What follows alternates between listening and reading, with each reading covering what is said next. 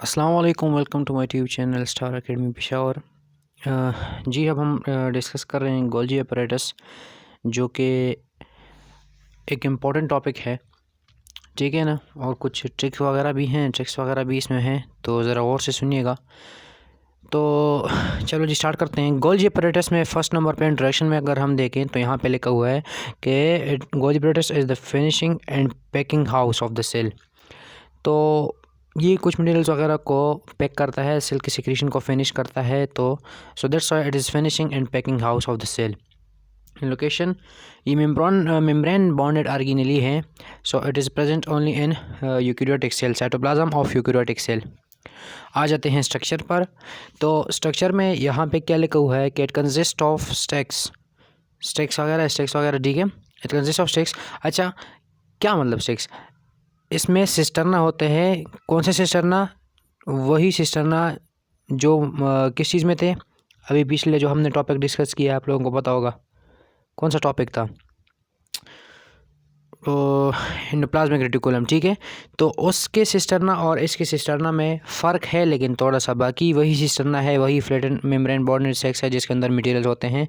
तो स्ट्रक्चर में इसमें भी इसी तरह देखो डिफरेंट सिस्टर्ना वगैरह मौजूद हैं, लेकिन इसके और उसके सिस्टर्ना में फ़र्क है, आगे जाके मैं आपको बताऊँगा। तो यही सिस्टर्ना जब स्मॉल वेजिकल के साथ जब टुगेदर होते हैं, एसोसिएट होते हैं, तो एक गोल्जी कॉम्प्लेक्स बनाते हैं। ये स्ट्रक्चर था। अब हम आते हैं एमसीक्यूज़ की तरफ। एक छोटे से स्मॉल एमसीक्यूज़ हैं, छोटे एमसीक्यूज़ हैं। नंबर फर्स्ट राइट साइड पे जो है ऑप्शन है maturing face, receiving face, shipping side, trans face. First number पे एमसीक्यूज़ है कि outer convex surface of Golgi apparatus represents. जो आउटर कन्वेक्स सरफेस है गोल्जी apparatus का, वो क्या रिप्रेजेंट करता है? तो इसका ऑप्शन है रिसीविंग साइड। जो आउटर, ये एक जो है आप याद करें, अभी सिर्फ एक मतलब लाइन ही, सेंटेंस है कि जो आउटर कन्वेक्स सरफेस है गोल्जी apparatus का, वो क्या रिप्रेजेंट करता है? वो रिसीविंग साइड को रिप्रेजेंट करता है। कैसे करता है ये भी हम आके जाके डिस्कस करेंगे।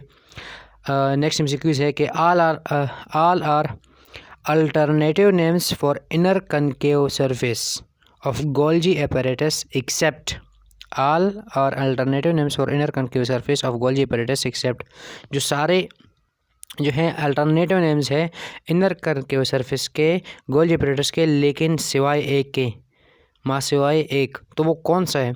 तो वो भी जो है रिसीविंग साइड है। बाकी जो मैच्योरिंग, शिपिंग और ट्रांसफेस है, वो भी एक ही साइड हैं, जिसको क्या कहते हैं? ट्रांसफेस है, ठीक है। तो all are alternative forms for inner concave surface of Golgi apparatus except receiving side. बाकी सारे जो हैं ये मैच्योरिंग, शिपिंग, ट्रांस, सारे एक ही अल्टरनेटिव नेम्स हैं, एक ही गोल्जी apparatus के एक ही पार्ट्स के नेम हैं। तो ये सारे सेम हैं, और ये जो रिसीविंग साइड है ये अल्टरनेटिव नहीं है, ये रिसीविंग साइड जो है ये सिस फेस का जो है नेम है, अल्टरनेटिव नेम है। ये बाकी तीनों जो हैं आपस में अल्टरनेटिव नेम है ट्रांस फेस के। आगे हाँ, अभी ये सामने ग्राफ में जो है एक टेबल है, इसमें जो बनाया है आपको अभी यहाँ तक समझ नहीं आई होगी, लेकिन अभी आगे समझ आ जाएगी कि क्या मतलब कि cis face, trans face, etcetera etcetera. Next MCQs हैं कि blebs from smooth endoplasmic reticulum fuse with Golgi apparatus at. जो ब्लेब्स होते हैं स्मूथ एंडोप्लाज्मिक रेटिकुलम के, वो कहाँ गोल्जी apparatus के साथ कहाँ पे फ्यूज़ होते हैं? तो ये भी रिसीविंग साइड पे फ्यूज़ होते हैं। अब हम पढ़ते हैं, ये एक इम्पॉर्टेंट है, मैंने वो बनाए हैं, एक टेबल बनाया हुआ है जिसमें 4 फेसेस हैं, future, cis face, medial Golgi और ट्रांस फेस, ठीक है। तो फर्स्ट नंबर पे क्या है कि अल्टरनेटिव नेम्स। तो फर्स्ट नंबर पे आता है सिस फेस। अब हम इनके अल्टरनेटिव नेम्स पढ़ेंगे, ठीक है। तो सिस फेस को फॉर्मिंग फेस भी कहते हैं, receiving side of Golgi apparatus या गोल्जी बॉडीज भी कहते हैं, और आउटर कन्वेक्स सरफेस भी इसको कहते हैं, ठीक है। सिस फेस को फॉर्मिंग फेस भी कहते हैं, रिसीविंग साइड भी कहते हैं, और आउटर कन्वेक्स सरफेस भी कहते हैं। ये यहाँ पे जो है आप लोगों ने कंफ्यूज नहीं होना कि आउटर कन्वेक्स सरफेस। आप लोग कहेंगे कि कैसे सर, ये कैसे आउटर कन्वेक्स सरफेस है? ये तो ओरिएंटेड है टूवर्ड द न्यूक्लियस, ये तो इनर पे है मतलब, लेकिन बुक के हिसाब से, बुक के लाइन के हिसाब से आपने इसके साथ कंफ्यूज नहीं होना, इसको आउटर कन्वेक्स सरफेस भी कहते हैं, ठीक है। अब मीडियल गोल्जी जो है ये मीडियल साइड है, सेंट्रल स्टेक्स हैं, इसको सेंट्रल स्टेक्स और मीडियल साइड भी कहते हैं, ये इनके अल्टरनेटिव नेम्स हैं। ट्रांसफेस को मैच्योरिंग फेस भी कहते हैं, शेपिंग साइड भी कहते हैं, और इनर कनकेव सरफेस भी इसको कहते हैं। अब फिर यहाँ पे कन्फ्यूजन होगी कि सर ये जो ट्रांसफेस हैं ये तो इनर नहीं है, मुझे भी पता है कि it face toward plasma membrane. For example अगर मैं बनाऊँ ये गोल्जी अपैरेटस हैं, ये फॉर एग्जांपल न्यूक्लियस है और ये प्लाज्मा मेम्ब्रेन है, तो ये ट्रांसफेस हैं, ठीक है। तो ये तो टूवर्ड्स है प्लाज्मा मेम्ब्रेन के, तो फिर ये कैसे इनर कनकेव सरफेस हैं। लेकिन बुक के हिसाब से वो कहते हैं कि ये इनर कनकेव सरफेस इसलिए कि इस मतलब कुछ एरिया कवर करता है, तो आपने बुक को ही फॉलो करना है, ठीक है। इसके साथ कंफ्यूज नहीं होना, ये है टूवर्ड्स द प्लाज्मा मेम्ब्रेन, लेकिन इसको इनर कनकेव सरफेस कहते हैं। इसी तरह सिस फेस जो है it is towards the nucleus, towards the inner surface, लेकिन इसको आउटर कन्वेक्स सरफेस कहते हैं। यहाँ तक समझ आ गई ना, इतना कन्फ्यूजन वाला नहीं था, लेकिन फिर भी मतलब सोचना चाहिए। अब मैंने आप लोगों को पढ़ाए डिफरेंट नेम्स, अब हम की पॉइंट्स पढ़ेंगे। की पॉइंट्स क्या है कि जो सिस फेस है वो एट फेसेस या at oriented toward endoplasmic reticulum और न्यूक्लियस। जो सिस फेस हैं गोल्जी अपैरेटस में, जो गोल्जी बॉडीज़ में जो सिस फेस है, जो सिस पार्ट है वो कहाँ है, कहाँ पे फेस करता है, कहाँ पे ओरिएंट करता है, टुवर्ड्स एंडोप्लाज्मिक रेटिकुलम और न्यूक्लियस, ठीक है। तो जो सिस, ये फॉर एग्जांपल अगर मैं बताऊं कि ये जो सिस फेस है ये, तो ये टुवर्ड्स द न्यूक्लियस है, ठीक है, it is towards the nucleus और एंडोप्लाज्मिक रेटिकुलम। और ये वो फेस हैं which receive blips from smooth endoplasmic reticulum, ठीक है ना। अब मैंने यहाँ पे एक एमसीक्यूज बनाया कि blips from smooth endoplasmic reticulum fuse with Golgi apparatus at कहाँ पर, यहाँ पे तो मैं सिस फेस कहता हूँ, लेकिन सिस फेस को रिसीविंग साइड भी कहते हैं, तो यहाँ पे इसलिए मैंने रिसीविंग साइड ऑप्शन सेलेक्ट कर लिया। यहाँ तक आ गई समझ। अब हम जाते हैं मिडिल गोल्जी की तरफ। तो मिडिल गोल्जी में की पॉइंट क्या है कि ग्लाइकोसाइलेशन जो है ये मिडिल गोल्जी ये काम परफॉर्म करता है। अब भाई ग्लाइकोसाइलेशन क्या है, तो it is the addition of carbohydrates to non carbohydrate substances, addition of carbohydrate to non carbohydrate substances is called glycosylation, ठीक है। तो आपको अगर कहें कि ग्लाइकोसाइलेशन कौन सा ऑर्गेनेली है जो ग्लाइकोसाइलेशन का काम परफॉर्म करते हैं, तो वो है गोल्जी अपैरेटस। तो गोल्जी अपैरेटस में स्पेसिफिकली जो है मिडिल गोल्जी हैं, ठीक है। नेक्स्ट जो है यहाँ पे ट्रांसफेस में की पॉइंट क्या है कि एट फेसेस या ओरिएंटेड टूवर्ड प्लाज्मा मेम्ब्रेन। ये मैंने बताया ना कि फॉर एग्जांपल अगर ये हैं ट्रांसफेस, तो ये प्लाज्मा मेम्ब्रेन है, तो ये कहाँ एट फेसेस या at oriented toward plasma membrane. आगे क्या है, आगे कहते हैं कि जो सेक्रेटरी ग्रेन्यूल्स हैं ये कहाँ पे होते हैं, सेक्रेटरी ग्रेन्यूल्स या transport vesicles are pinch off from here. अब आपको कहेंगे जो एमसीक्यूज कैसे बनता है कि जो सेक्रेटरी ग्रेन्यूल्स हैं या ट्रांसपोर्ट वेसिकल्स हैं वो कहाँ से पिंच ऑफ होते हैं, तो हमने ट्रांसफेस कहना है या मैच्योरिंग फेस कहना है या शिपिंग साइड कहना है या इनर कनकेव सरफेस कहना है। ये डिफरेंट नेम्स आप लोगों ने, मैं ये चाहता हूँ, ये मैंने इसलिए इतनी मेहनत की है कि आप लोग इसको याद कर लें, ये डिफरेंट नेम्स याद करें, ठीक है। आपको क्वेश्चन आता होगा, अगर आपको नेम नहीं आते होते तो आपको जो है ना एमसीक्यूज गलत होगा, ठीक है ना, कहीं पे भी। इसी तरह ये नेम्स जो हैं आप लोगों ने याद रखने हैं, ठीक है, आगे ना समझ। अब ये मैंने यहाँ पे आप लोगों को एक बड़ी एग्जांपल दी है कि blips from SER fuse with Golgi apparatus. आपको तो सिस फेस नाम आता है, लेकिन रिसीविंग सिस फेस को रिसीविंग साइड, इसका अल्टरनेटिव नेम रिसीविंग साइड भी है, ये मैंने यहाँ पे रिसीविंग साइड लिखा हुआ है, ये आपको नहीं आता। तो ये पॉइंट होते हैं जो आपको समझने हैं, ठीक है। यहाँ तक उम्मीद है आप लोगों को समझ आई होगी। अब जो मैं बता रहा था आप लोगों को कि ये रफ सा मैंने डायग्राम बनाया है थोड़ा सा समझाने के लिए कि cisterna of Golgi apparatus versus cisterna of endoplasmic reticulum. तो सिस्टर्ना ऑफ गोल्जी अपैरेटस और एंडोप्लाज्मिक रेटिकुलम दोनों में सिस्टर्ना हैं, तो इनमें फ़र्क क्या है। तो मेरे भाई इसमें इनमें फ़र्क ये हैं कि जो फर्स्ट गोल्जी एपरेटस पे आते हैं, तो गोल्जी एपरेटस के जो ये सिस्टर्ना है, इसको सिस्टर्ना कहते हैं ना, ये तो पता है ना, मैंने पढ़ा है पहले। ये जो सिस्टर्ना है, तो इनके जो सिस्टर्ना है ये तो थोड़े से स्वेल हुए होते हैं। देखो ना, इंड्स पे जो हैं ये स्वेल हुए होते हैं ना, स्वेल हुए हो ना, स्वेल है ना, नज़र तो आ रहा है ना। अब एक और इसमें मेन डिफरेंस क्या है कि ये कर्व हैं, इनके जो गोल वो होते हैं, ये कर्व होते हैं और डायलेशन होते हैं इंड्स पे स्वेल हुए होते हैं, और कर्व भी है, ये देखो ना, ऐसे ऐसे हैं, आ रही है नज़र, ऐसे ऐसे।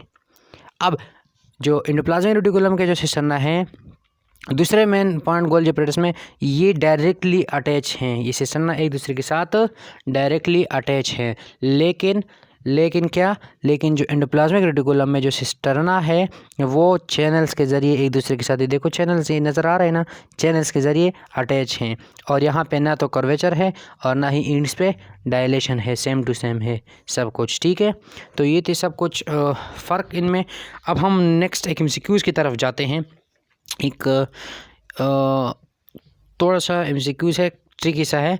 कहते हैं कि एमसीक्यूज़ नंबर फर्स्ट, सिस्टर्ना, ये वाला सिस्टर्ना ऑफ गोल्जी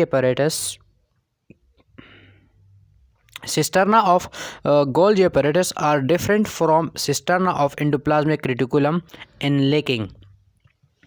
अब यहाँ पे आप लोगों ने क्वेश्चन को रीड करना है।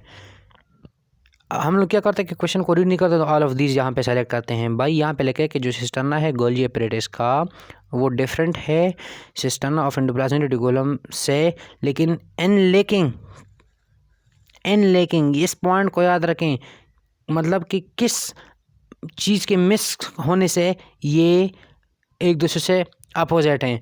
तो डायलेशन तो होती हैं गोल्जी बॉडीज़ में, कर्वेचर वगैरह है ना, मैंने भी बताया, लेकिन ये दोनों तो इन दोनों की वजह से भी ये जो है सिस्टर्ना जो है गोल्जी एपरेटस का एंडोप्लाज्मिक रेटिकुलम से डिफरेंट है, लेकिन ये दोनों इनमें गोल्जी एपरेटस में मौजूद हैं। ये कहते हैं कि वो चीज़ बताएं जो गोल्जी एपरेटस में मौजूद नहीं है, उसकी वजह से एंडोप्लाज्मिक रेटिकुलम और ये दोनों आपस में डिफरेंट हैं। तो वो राइबोसोम्स है, स्मूथ रफ एंडोप्लाज्मिक रेटिकुलम जिसके साथ अटैच होते हैं राइबोसोम्स। ठीक है, मैंने पढ़ा था ना, तो राइबोसोम्स रफ एंडोप्लाज्मिक रेटिकुलम के साथ अटैच होते हैं, और गोल्जी एपरेटस में या गोल्जी बॉडीज़ में ये जो हैं इनके सिस्टर्ना में ये राइबोसोम्स वगैरह नहीं होते हैं। तो इसलिए cisterna of Golgi apparatus are different from cisterna of endoplasmic reticulum in lacking. ठीक है, तो राइबोसोम्स इसमें लेक करते हैं और एंडोप्लाज्मिक रेटिकुलम में होते हैं। तो ये सही ऑप्शन है, यहाँ तक समझ आ गई। अब हम जाते हैं, कहाँ जाते हैं, एक नेक्स्ट एमसीक्यूज़ की तरफ जाते हैं। ठीक है ना, कहते हैं कि which of the following organelle is responsible for addition of heme group and polypeptide chain for synthesis of hemoglobin. ये क्या कह रहे हैं, ये कह रहे हैं कि कौन से ऑर्गेनेली रिस्पॉन्सिबल है हीमो ग्रुप को ऐड करने में पॉलीपेप्टाइड चेन में फॉर सिंथेसिस ऑफ हीमोग्लोबिन की सिंथेसिस या हीमोग्लोबिन के बनाने में। ठीक है, तो कौन से ऑर्गेनेल रिस्पॉन्सिबल। तो मैं आपको बताऊं, हीमोग्लोबिन में दो पार्ट्स होते हैं, एक होता है हीमी और एक होता है ग्लोबिन। ग्लोबिन जो है प्रोटीन पार्ट होता है और हीमी जो है ये नॉन प्रोटीन पार्ट होता है। ठीक है ना, अब अगर हम नॉन प्रोटीन पार्ट को प्रोटीन पार्ट में ऐड करते हैं तो पोस्ट ट्रांसलेशन मॉडिफिकेशन कौन करता है, ये मैंने बताया था। मेरे ख्याल में ये जो है गोल्जी एपरेटस करता है। ठीक है, तो इसका जो बेस्ट ऑप्शन है वो गोल्जी एपरेटस हैं।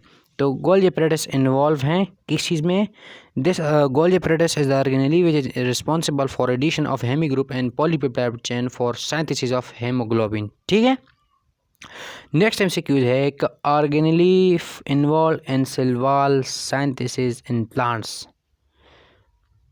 तो वो ऑर्गेनेली जो इन्वॉल्व है सेल वॉल के सिंथेसिस में प्लांट्स में, तो वो कौन से ऑर्गेनेली हैं, वो भी गोल्जी एपरेटस या गोल्जी बॉडीज़ हैं। तो गोल्जी एपरेटस का इसको जो है स्पेसिफिक नेम देते हैं जिसको डिक्टायोसोम्स कहते हैं ना। अच्छा, तो इसका भी यहाँ पे तो डिक्टायोसोम नहीं लिखा है, गोल्जी एपरेटस लिखा है, तो यहाँ पे भी इसका यही ऑप्शन करेक्ट होगा। अगर यहाँ तक समझ, अब हम जाते हैं फंक्शन की तरफ। ये थोड़ा जो है ना थोड़ा सा समझें इसको, मुश्किल नहीं है, बहुत आसान है। वैसे यहाँ पे लाइनें वगैरह लगी हुई हैं, लेकिन इन लाइनों पे ना जाए, मैं बताता हूँ कि मसला क्या है। क्या असल में ये यहाँ पे लिखा हुआ है कि इसका फंक्शन में at post translational modification of proteins Golgi apparatus या गोल्जी कम्प्लेक्स या Golgi apparatus do post translational modification of proteins. Protein बनने के बाद गोल्जी एपरेटस इनको छेड़ते हैं, इनमें मॉडिफिकेशन और चेंजेस करते हैं। तो पोस्ट ट्रांसलेशन मॉडिफिकेशन का मतलब है कि प्रोटीन्स जब बनते हैं उसके बाद हम इसमें चेंजेस वगैरह लाते हैं। तो ये सारा कुछ कौन से ऑर्गेनेली करते हैं, ये काम कौन से ऑर्गेनेली परफॉर्म करता है, तो ये गोल्जी एपरेटस परफॉर्म करता है। अब दूसरा ये है कि ये पैकिंग करता है और सॉर्टिंग करता है न्यूली सिंथेसाइज्ड प्रोटीन की। सॉर्टिंग का क्या मतलब है, ये सॉर्टिंग कैसे करता है? सॉर्टिंग का मतलब ये है कि ये ओरिएंट करता है बने हुए प्रोटीन को टुवर्ड फाइनल डेस्टिनेशन या तो लाइसोसोम, सेल मेम्ब्रेन या सिक्रीशन वगैरह, इनकी तरफ जो है, जो बने हुए प्रोटीन हैं इनकी तरफ, इनकी डायरेक्शन करता है, इनकी तरफ लेके जाता है। अब लाइसोसोम की तरफ कब जाएगा, सेल मेम्ब्रेन की तरफ कब जाएगा, तो सिक्रीशन की तरफ कब जाएगा? तो इसका आंसर ये है कि जब ये प्रोटीन जब बनते हैं, गोल्जी एपरेटस के साथ मिलते हैं, तो वो उनके साथ डिफरेंट केमिकल रिएक्शन करते हैं। तो डिफरेंट केमिकल रिएक्शन के ज़रिए वो उस रिएक्शन के बेस पे या तो लाइसोसोम में जाते हैं, या सेल मेम्ब्रेन में जाते हैं, या सिक्रीशन की तरफ जाते हैं। ठीक है, अब हम इनको स्टेप वाइज पढ़ेंगे। तो अगर हम पढ़ें तो यहाँ पे लिखा है कि protein synthesize on rough endoplasmic reticulum, जब ये बनते हैं तो ये ट्रांसपोर्ट फिजिकल इसको ट्रांसपोर्ट करके गोल्जी एपरेटस में लेके आते हैं। गोल्जी एपरेटस से इसकी पोस्ट ट्रांसक्रिप्शन मॉडिफिकेशन होती हैं, फिर इसके बाद सॉर्टिंग होती है कि किन प्रोटीन को कहाँ लेके जाना है, रिएक्शन के बेस पर, कैसा रिएक्शन हुआ है उसके बेस पर वहाँ पे जाएगा।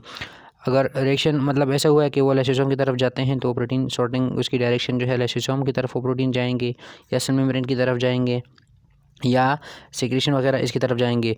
तो अब अगर ये लाइसोसोम की तरफ जाते हैं तो लाइसोसोम की जो सेल हैं वो फिर या डाइजेशन ऑफ फेगोसाइटोसिस पार्टिकल करते हैं, या ऑटोफेगी या डिजेनरेशन ऑफ सेल। इनको हम लाइसोसोम में पढ़ेंगे कि इसका क्या मतलब है। ठीक है, इसको अभी छोड़े, लेकिन इसका ये याद रखें कि अगर ये लाइसोसोम में प्रोटीन जाते हैं तो फिर वो क्या रोल अदा करते हैं, या तो फेगोसाइटोसिस मटीरियल पार्टिकल्स को जो है उनमें रोल अदा करता है, या तो ऑटोफेगी में रोल अदा करता है, या फिर डिजेनरेशन ऑफ सेल में रोल अदा करता है। और ये है लास्ट पॉइंट जो मैंने MCQ पूछा कि it is also Golgi apparatus is also involve in cell wall synthesis in plants and called as dictyosomes. ठीक है, यहाँ तक था गोल्जी एपरेटस।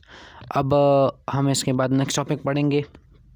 ठीक है, उम्मीद है आप लोगों को समझ आई होगी। और इस MCQs को जो है ना, MCQs जो मैं पढ़ाता हूँ या हिंट्स वगैरह टेस्ट वगैरह, उनको जो है ना याद क्या करें, मेहरबानी क्या करें, क्योंकि ये बहुत इंपॉर्टेंट है। ठीक है ना, ये कंटेंट जो है आप लोगों को मैं प्रोवाइड कर रहा हूँ, ये बहुत ही इंपॉर्टेंट है। आपको ये याद करेंगे ना, जब टेस्ट देंगे फिर मुझे दुआएं देंगे। ठीक है ना, चलो अब यहाँ तक बस करते हैं, फिर नेक्स्ट टॉपिक को हम पढ़ेंगे। अब तब तक के लिए अल्लाह हाफिज़।